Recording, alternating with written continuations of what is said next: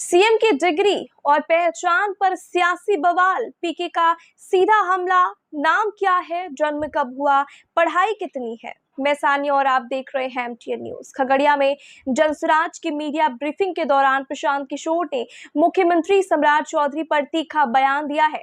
पीके ने कहा कि चुनाव से पहले ही उन्होंने सम्राट चौधरी के चाल, चरित्र और चेहरा पर सवाल उठाए थे और आज वही बातें सामने आ रही है। उन्होंने कहा कि आखिर सीएम का असली नाम क्या है, राकेश कुमार मौर्य या सम्राट चौधरी, और उनका जन्म 1981 में हुआ या 1968 में, इस पर भी स्पष्टता नहीं है। पीके ने यह भी कहा कि एक एफिडेविट में खुद को 7वीं पास बताया गया, जबकि दूसरे में अमेरिका के डिलीट करने की बात भी कही गई है, जो कि गंभीर सवाल खड़े करता है। वहीं फ्लोर टेस्ट को लेकर भी पीके ने सरकार पर निशाना साधा है। उन्होंने ये आरोप लगाया है कि जनता से वोट लेने के लिए नीतीश कुमार को आगे रखा गया है और फिर बाद में उन्हें हटा करके दूसरे को मुख्यमंत्री बना दिया गया है। उन्होंने यह भी कहा कि 2002 विधायकों का समर्थन होने के बावजूद मुख्यमंत्री पद छोड़ करके राज्यसभा जाना सवाल खड़े करता है।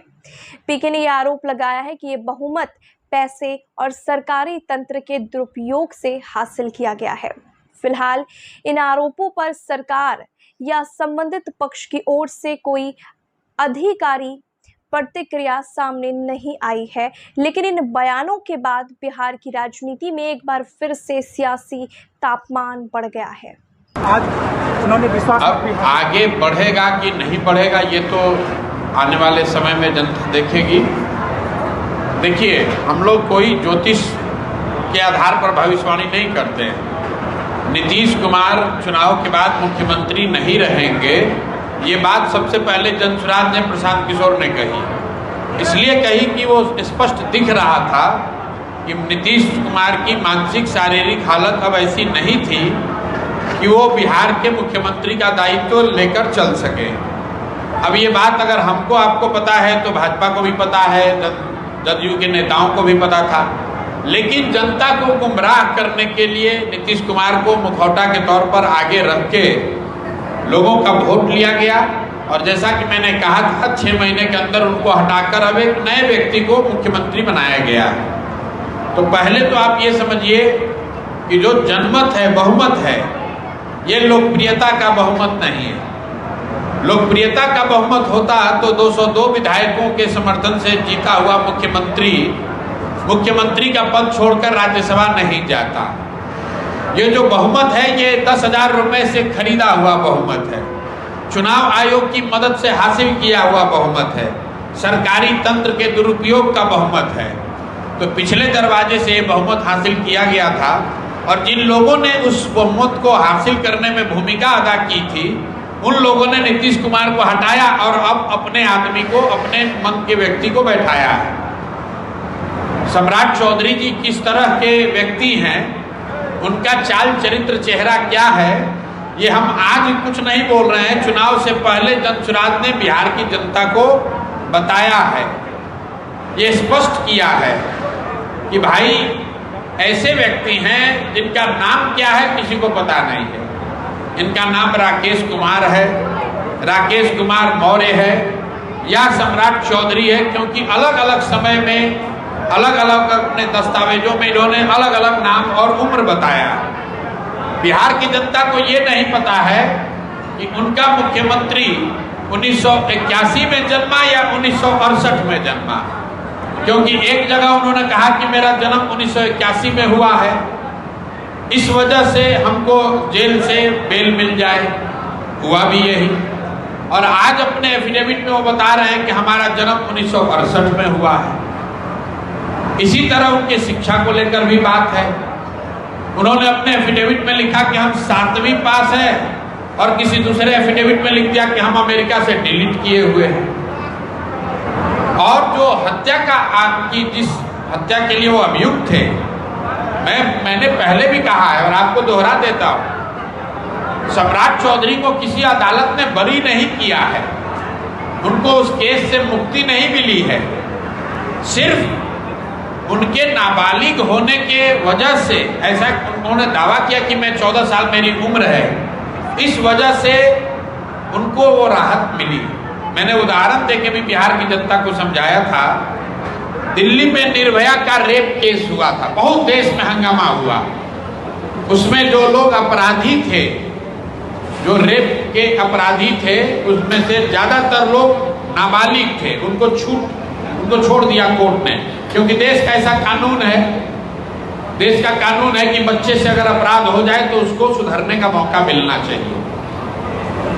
तो यही उसी कानून का लाभ उठाकर सम्राट चौधरी जी जेल से बाहर आए। इनको कोर्ट से कोई राहत नहीं मिली। कुछ लोग बता रहा है कि कुशवाहा समाज के लोग बहुत खुश हैं कि उनके समाज का कोई आदमी मुख्यमंत्री बना है। तो मैं बिहार के कुशवाहा समाज के लोगों से पूछना चाहता हूं कि भाई, जिन 7 लोगों की हत्या की गई, वो भी तो सातों के सातों लोग कुशवाहा समाज के लोग ही थे। तो ये सारी बात धनसुराज ने आज नहीं कही, चुनाव के बहुत पहले मैंने बताया। लेकिन इसके बावजूद भाजपा ने अगर उनको मुख्यमंत्री बनाया है तो इसका दोष सम्राट चौधरी पर नहीं है, इसका दोष उन लोगों पर है जिन लोगों ने उनको मुख्यमंत्री बनाया है। नरेंद्र मोदी जी को जवाब देना है, अमित शाह को जवाब देना है, और बिहार में बीजेपी का झंडा उठाने वाले हर उस व्यक्ति को जवाब देना है कि चाल चरित्र चेहरा की बात करने वाली भाजपा, उसने कैसे व्यक्ति को बिहार का मुखिया बनाया है, और तुम लोग धर्म के नाम पर मोदी मोदी का नारा लगाकर पूरे बिहार को बरगलाकर भाजपा को वोट दिलवाए हो। तो ये भाजपा के वोटरों को जवाब देने का समय है। सम्राट चौधरी खुद से मुख्यमंत्री नहीं बने हैं, उनको मुख्यमंत्री मोदी जी ने और अमित शाह ने बनाया है। और मोदी जी और अमित शाह को ये ताकत भाजपा के अंधभक्तों ने दिया है। तो बिहार के अंधभक्त ये जान लें कि अगर भाजपा का आपने वोट दिया है, भाजपा को दिलाया है, तो अब भोगिए। अब आपका लड़का गुजरात में जाकर मजदूर बनेगा और 7वीं फेर सम्राट चौधरी आपके नेता और मुख्यमंत्री रहेंगे। आप लालू यादव को कहते हैं जंगल राज, तो भाई ये तो लालू यादव के ही पार्टी के हैं, अब कैसे गले से नीचे उतर रहा है। तो जैसा कीजिएगा वही पाइएगा, गलत बोइएगा तो गलत ही पाइएगा, बोइएगा बबूल तो आम नहीं खाइएगा। ये बिहार के लोगों की नियति है, जो हमने आपने बिहार के लोगों ने अपने लिए तय किया है। हम लोगों ने तय किया है कि गुजरात का आदमी गुजरात फैक्ट्री का मालिक रहेगा और बिहार के हजारों बच्चे उन्हीं फैक्ट्रियों में मजदूर रहेंगे। ये हमने बिहार के लोगों ने अपने बच्चों के लिए तय किया है, तो हम लोग के बच्चों को वो भुगतना ही पड़ेगा। पश्चिम बंगाल में एक सवाल रुकिए, पहला चरण का चुनाव कल पश्चिम बंगाल का संपन्न हो गया है, 93% मतदान हुआ है। आपको पश्चिम बंगाल चुनाव का अनुभव भी है, ये संकेत क्या बता रहा है? बदलाव होगा या फिर नई सरकार है? मुझे कोई जानकारी नहीं है। मैं बिहार में हूँ, बिहार में क्या हो रहा है, बिहार में क्या हो सकता है, उस पर मैं टीका टिप्पणी कर सकता हूँ। ईरान में भी युद्ध चल रहा है, लेबनान और इजराइल की बात चल रही है। पिछले चुनाव में हमने वहाँ काम किया था, अब हम वहाँ काम नहीं करते, अब हम बिहार में काम करते हैं। मैं बात सुन लीजिए, हम भी ईरान के युद्ध के बारे में कुछ बोल सकते हैं, बंगाल के चुनाव के बारे में भी कुछ बोल सकते हैं, लेकिन हमारी विद्वता वो नहीं है, हम वहाँ काम नहीं करते हैं, हमें उस विषय की पूरी जानकारी नहीं है। लोकतंत्र के लिए कितना अच्छा है? 93 बहुत अच्छा है, जितना ज्यादा वोट हो उतना अच्छा है। 4 तारीख को परिणाम आएगा, आप भी देखिएगा, हम भी देख लेंगे। आपकी एक सोशल मीडिया पर चल रहा है, तेज प्रताप के साथ आप जाने वाले हैं। तेज प्रताप जी हमसे मिलने आए थे, तो ये सामाजिक राजनीतिक शिष्टाचार है।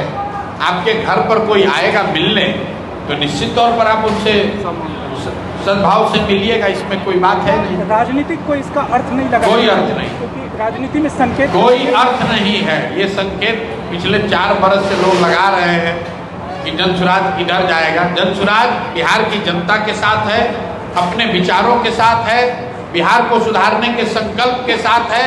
इसमें कोई समझौता होने की कोई गुंजाइश नहीं। सम्राट जी के